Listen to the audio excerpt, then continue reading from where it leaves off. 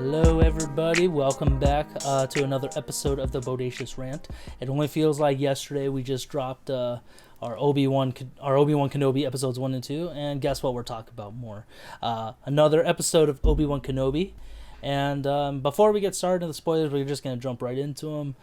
Don't forget, guys, give us a like, subscribe, and don't be afraid to share us around and even comment. We love to hear feedback from you guys, and we appreciate the positive support. So anything does help.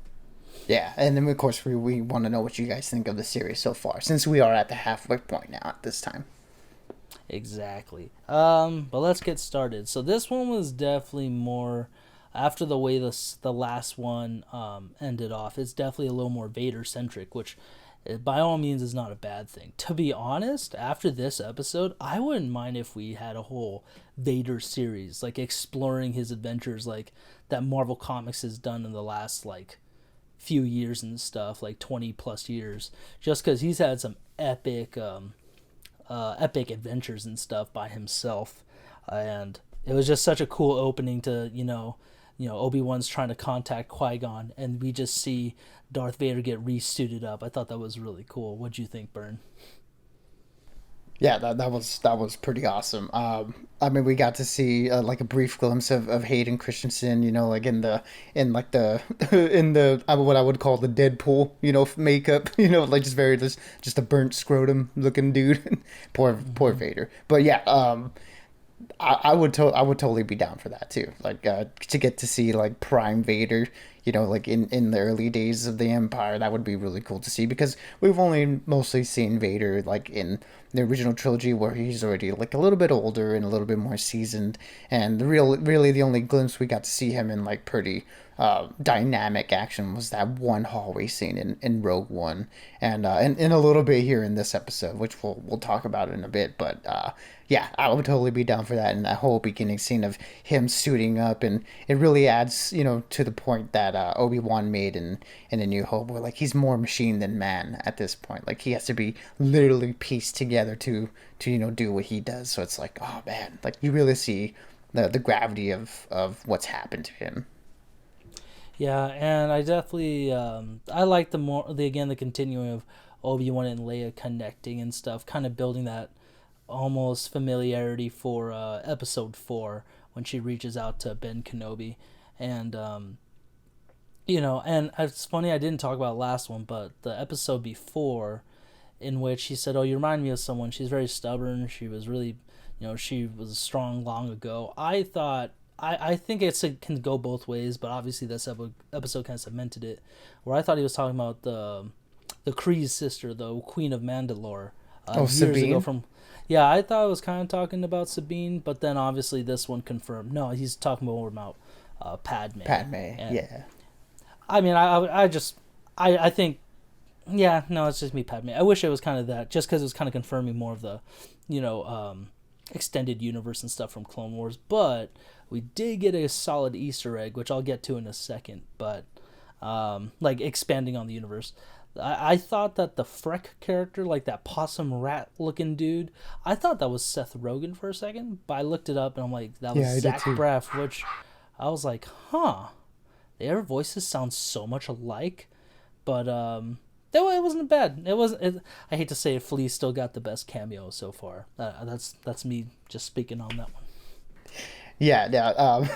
Yeah. For it took me a little while to place, who that actor was that was doing the voice of him, but yeah, once we got to see in the credits, I was like, oh, that is Zach Braff. Like it was like Ray Romano-ish. I was like, is Seth Rogen? I was like, I'm trying to going back and forth. So yeah, it was cool to see, him do the voice cameo of that, like you said, that possum mole looking character on this planet. But that whole scene with Obi-Wan and little Leia, like in the back of this truck, where he's telling her about like his past and how he was taken from his family, as a young kid, and he thinks he had a brother at some point, and just how much she reminds him of his of her mother.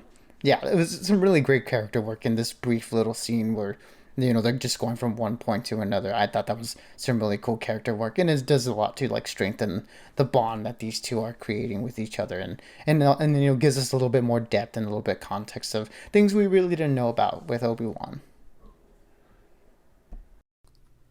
Yeah, it definitely how do I put this? It made him a lot more relatable to Luke and Leia in a way, which I never really got until this episode where, like you said, he talked about getting plucked from his family by the Jedi Order. And again, that kind of is an example of like why the Jedi were like they're not they're supposed to be peacekeepers and like monks and stuff, but it's like you guys are kind of tearing families apart by doing that a little bit. So it's a bummer, but again, I guess that's kind of with anything that has to do with like a duty to society or to a religion, you got to make sacrifices here and there.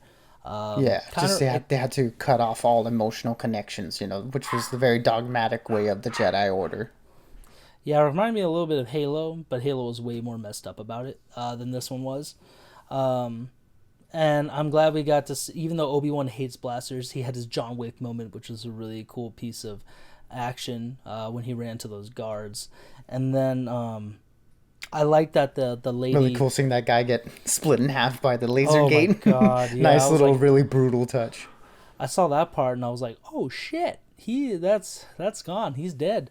Um, and then the lady that played the Queen of the Sand Snakes from Game of Thrones, I thought she was gonna be like a hardcore villain, but then a total flip where she shot the stormtroopers. The character's name was Tala. Um, I thought that was a really good twist that the rebellion is already kind of, you know, almost building in a way within society. You get what I mean? Yeah, like there are people at least within the empire that are, not 100% behind what they've been doing. I did like that they add that little bit of characterization there with her character where she mentions that, yeah, like she joined when she thought that the empire stood for something and she didn't fully realize what that was. And again, it adds a little bit of context to the empire, fleshes it out a little bit more that there were people who joined because essentially this is just this is the government at this point and this is the military, and so people joined for their own personal reasons, not necessarily thinking that, oh wow, maybe we're the bad guys.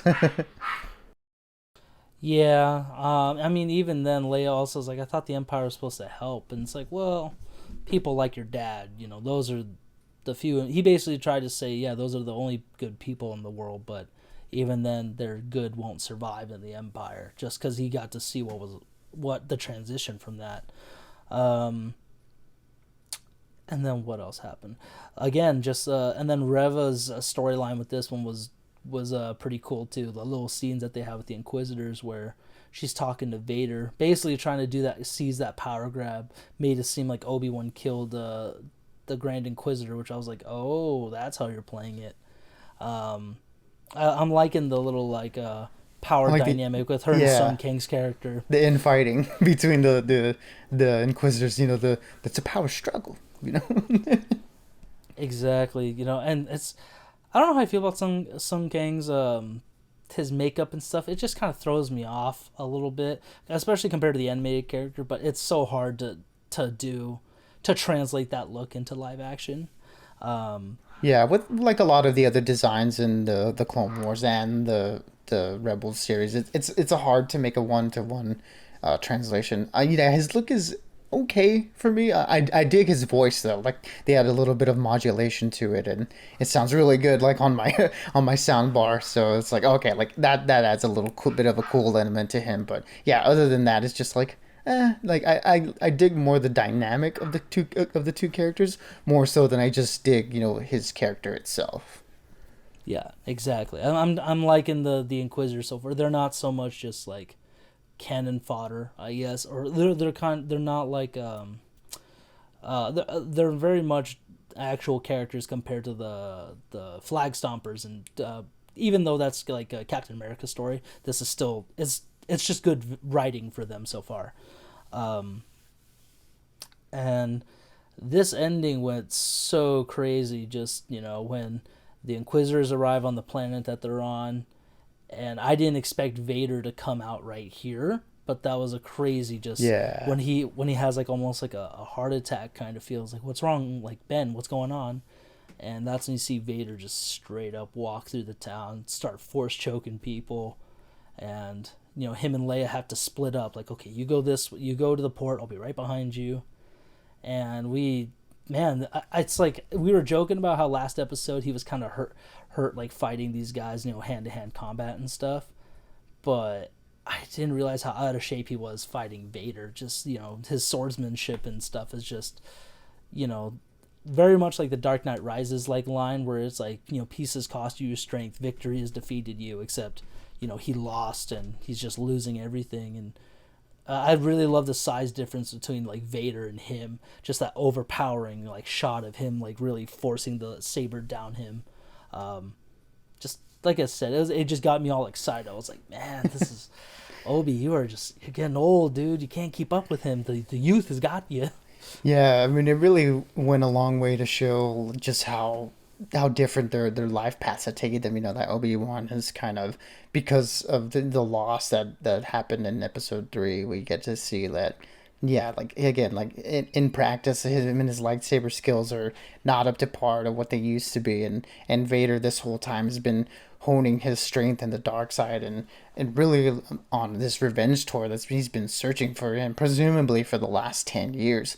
So yeah, just the showcase of his brutality, and then again him sort of killing a lot of these innocent people in this little town to sort of draw him out. It was, again, just brutal all the way through. And it's just like, man, like you get to see Vader in his prime, like at his like most evil, and like his where he's just hell bent on at this point just torturing the hell out of Obi-Wan now that he knows that he's alive and he's found him. Yeah, this whole sequence was great. It showed Vader as like this horror movie monster, and I really liked how they shot him. The way they like you said, they made him look so imposing, in contrast to Obi-Wan, who is just running for his life this whole time. And just the again, one of my favorite things of the sequel era, or this new era of Star Wars, is what they've done to the lightsabers. How they've made them a lot more imposing, where we have the actual like natural light that's emanating from them, and that's become like this light source in this the battle in this quarry, where it's just the red and the blue, and that's the main source of lighting of the two. And then the deep bassy hum of the lightsabers, that the sound design and is just so cool with these new Star Wars properties. And yeah, all of that added just to the tension of the scene, and just showed how scary Darth Vader was in this moment, where you're just, I mean, what happens with Obi-Wan. We know he's gonna make it out, but even just for a brief moment, you're like, oh man, like this dude is not holding his own right now, and like I don't know how he's getting out of this one. Yeah, I thought that was it just messed up. It almost is like as much as I want to see a Vader series, it was stuff like him killing those innocent people. I was like, man, you're almost borderline irredeemable, like by the original trilogy standards, just because you truly are a monster. And then the whole fire scene when he like dumped those rocks and created like a little fire for Obi-Wan to burn on. I was like, oof, that's cruel poetic justice for Obi a little bit, even though Anakin had it coming, but it is what it is. And before we finish up, I forgot to get to this part. The one thing that kind of got me excited was when he arrived at like Tala's little like station or something, or tunnels to like get people to the port. He's like, Quinlan was here, and he's like, oh yeah, he helps with the smuggling and stuff. I was like, oh shit, we're expanding, like going back to the Clone Wars era of Quinlan Vos was one of those like kind of like Qui-Gon, like an outlaw Jedi in a way, where he didn't really conform to the standards of the council and stuff. So I thought that was a really cool expansion on a little tease on that. Yeah, it's a nice little Easter egg for those of us who either have read the Legends comics, where Quinlan was like first introduced. I read some of those when I was a kid, or more recently within the canon, him showing up in Clone Wars, and him and Obi-Wan having a little bit of a history together, where, yeah, like you said, Quinlan is a little bit of a maverick. He marches to the beat of his own drum, and doesn't really, like you say, conform to a lot of the Jedi Order, and their rules and stuff. So yeah, it'll be interesting to see if we do see him at any point in this series.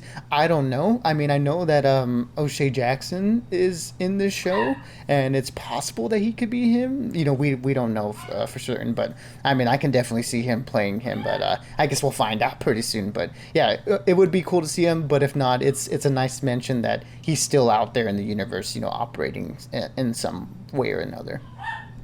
Exactly. Like I said, I personally wouldn't mind a Cal Kestis little tease, especially with the second game being teases at Star Wars Celebration. But you know, that's neither here nor there. And then again, the episode definitely sets up next week beautifully when, you know, Leia's trying to go down the tunnel by herself to meet the pilot. Reva is the one there instead, and it's like, God damn it! And then Obi-Wan's hurt, but that loader droid, you know, picks him up and kind of takes him to safety, thanks to Tala's help, and it's like, damn. Well, I thought it was gonna be a lot easier than that, but Leia's definitely, you know, his objective at the moment, and that's going to keep excelling at least for the next couple episodes, I feel like. So we will definitely have to wait till next week, unfortunately, to see what happens. But anything that popped out of you, Burn, that maybe was like a good tease or something you just that wowed you? I mean, there's like a brief moment where Reva's you know, investigating that hideout that they have, and she sees what looks like the, you know, the, if it was like the Jedi Order sign. I couldn't tell for sure. Yeah, for a second I thought it was the Rebel sign, but no, yeah, it was the Jedi Order sign. So, and she has a little bit of a moment of anger there. So it'll be interesting to see how they decide to play that. You know, is it one of those things where are they teasing like a bit of a turn on her end where she might turn good, or is it one of those things where that even fuels her more, you know, in her hatred that these people were out there and at some point they could have saved her and they didn't. So it'll be interesting to see. I'm very curious to see where they're going to take her character, and then now that, you know, she's effectively kidnapped Leia again, where that's going to take all of them. But yeah, overall, a really cool episode. Lots of surprises here. I was not expecting Vader to show up and for them to have their first duel against each other. But once it happened, I figured, I was like, oh, this Obi's gonna lose this one, you know. So hopefully we'll get the rematch in the finale, and yeah, we'll get a little bit of more context to that line where, you know, last we met, you know, I was but the learner, now I'm the master. So it's like, oh, okay, you know, Obi's got to win the next one, right? Yeah, hopefully Obi can kind of dominate it, just to flip the power back to him a little bit, because even in episode 4 he was holding his own really well. Yeah, and one other thing is, I'm pretty sure or at least hopefully we're gonna get a Qui-Gon, you know, appearance. You know, they've name dropped him and teased him throughout these first 3 episodes. So I hope he shows up at some point to sort of, you know, give Obi-Wan that emotional push, you know, and that support to, you know, push him into the right path of fully becoming the man that he used to be. At least I hope. Yeah, I mean that he has to learn the ways of like the Force Ghost, you know, afterlife, because, you know, that was the whole point of episode 3 and Obi-Wan going to Tatooine, is to learn that. So yeah, we will have to see. But guys, like I said, let us know in the comments, how are you guys feeling about this show? We would love to know, you know, get your ideas and opinions on it. Who would you like to see pop up? Would you want to see Cal Kestis? Do you want to see Quinlan Vos? Or what other Jedi or anybody that could survive? You know, we'd love to know. Until next time, guys, stay bodacious and keep on ranting as always. Yeah, everybody, as always, you know, be good, be safe, and lots of stuff to talk about. So yeah, until then, may the Force be with y'all.